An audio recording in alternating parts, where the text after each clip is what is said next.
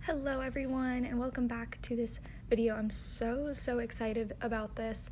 It's been a long time in the making because today is a collaboration with the channel nessart16. So definitely go check out her video. We both wanted to do movie scenes, but we wanted to kind of have opposing ones. So hers is very more bright and lighthearted, and we also use different mediums. So I'm going to be using oil today.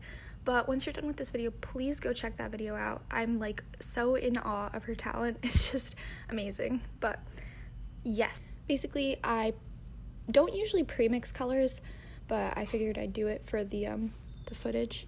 Oh my god, robot, hang on.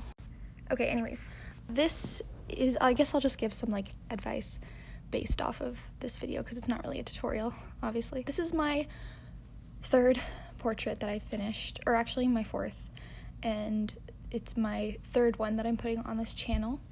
And for my last two, I painted on white watercolor paper, and the last one, I'm experimenting with things that work for me as I go.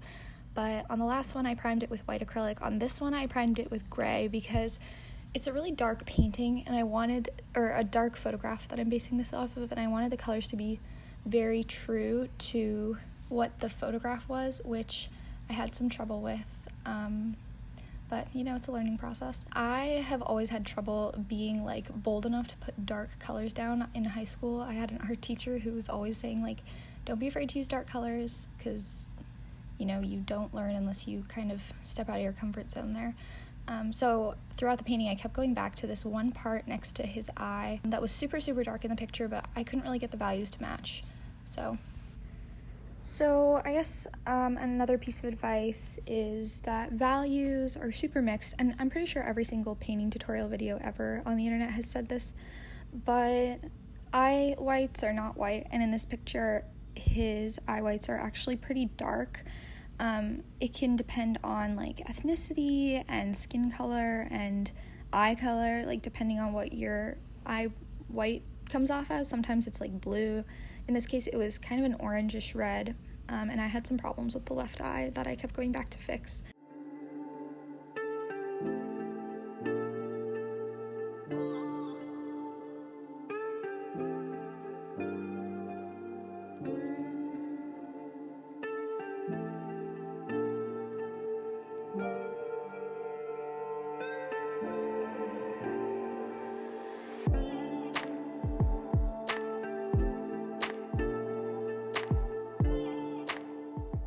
In terms of how long this painting took, I would say, actually I'm not sure, I'll put it in the description because I'll have to count later, but yeah, this looked really cool. The sun kept hitting my painting because I used natural light because I did not have a filming light at this time. But yeah, I feel this looks really cool because the sun weirdly makes it look like a real eye because it makes his eye so much lighter, which seems obvious, but I thought that this picture was really interesting, and the reason I chose it is because it was just, there was so much emotion in it, and I love painting portraits with emotion. Well, I say that as if I've been doing it a lot. Obviously not. I'm only on my third portrait. But the last realistic oil painting portrait I did on this channel was also had tears and emotion in the eye and stuff. I think it just makes it so much more interesting.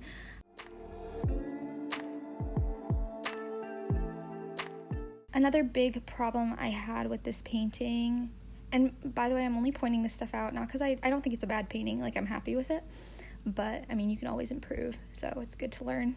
But anyways, I got the proportions wrong on this. If there were two pieces of advice I had for people, it would be with oil paintings, it would be sketch the proportions out correctly and then get the values right. So I put pictures in Photoshop, and then use the color picker tool to see where it lies on the scale, because there's this thing called color constancy where when you look at a color in different lighting, your mind will tell you what that color is in reality. So if it's white, then it'll tell you, but it won't tell you that that color is actually blue. If you picked that color out, it would be actually blue. I don't know if that makes any sense, but you can look it up. But yeah, I got these proportions a little off. It kind of made it look more like Dule Hill than Daniel Kaluuya, but that's okay.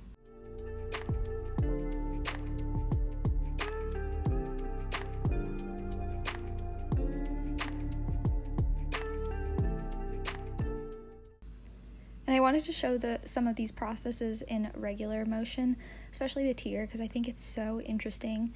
In the original photograph, it is just like a flat color that's darker than his skin, and I don't know, I think it was just so interesting to see. So yeah, I kind of show a little bit of that here.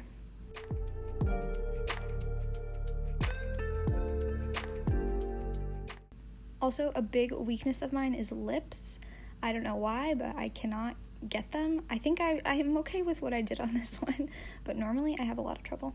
On this forehead, I also had a lot of trouble with the values because even though I was picking the colors out on Photoshop, my mind kept telling me to like go lighter than it was. And then at this point I stopped doing that and I just started using the actual colors, and you can already see that the tones on the right side of his head look so much better than the ones on the left side. Like the ones on the left were super orange, and the ones on the right had some blues in them, and so yeah, I fixed that and I think it turned out a little bit better.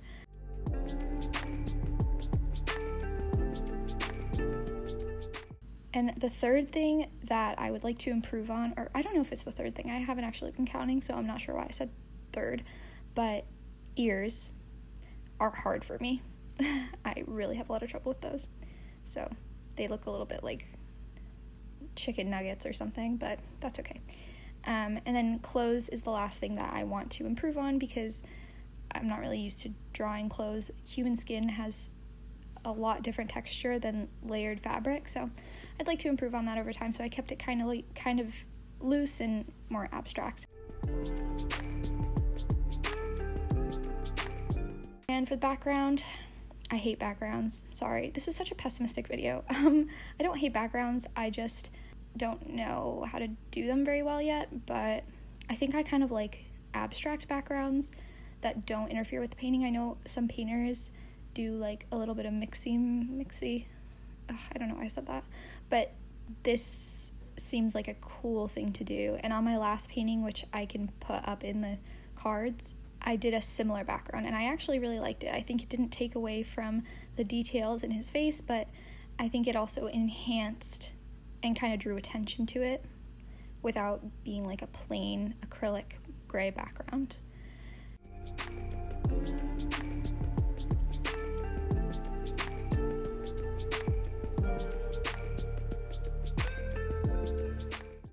And that was it. Thanks guys so much for watching. I hope you enjoyed it. I'm really happy with it because, again, haven't done a lot of portraits in my life and I'm getting better, I think. So yeah. Make sure you go check out nessart16's video. I'll have it linked down below and I'll have it in the cards as well. And yeah, thank you guys so much for watching, and comment what you want to see next. Bye!